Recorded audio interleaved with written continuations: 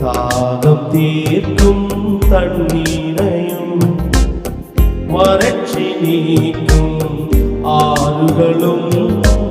தாகம் தீர்க்கும் தண்ணீரையும் வறட்சி நீக்கும் ஆறுகளும் தேவ ஜனத்தில் ஆவியையும் இன்று பலமா ஊற்றுவே தேவ ஜனத்தில் ஆவியையும் இன்று பலமா ஊற்றுவே தேவ சபையில்